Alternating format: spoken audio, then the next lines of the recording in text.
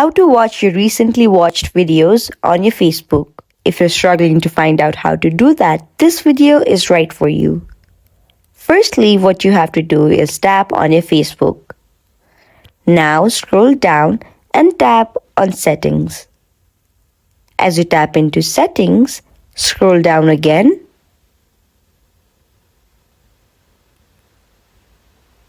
and tap on the option called Activity Log. As you can see, there are many options in which you have to tap on your activity across Facebook. Now tap on the option called Manage Post.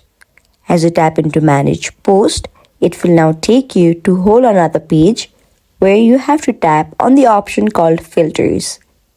In this place, tap on Categories, which is on your first option.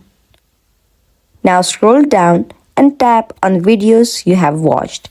As you tap into it, it will show you the videos that you watched before.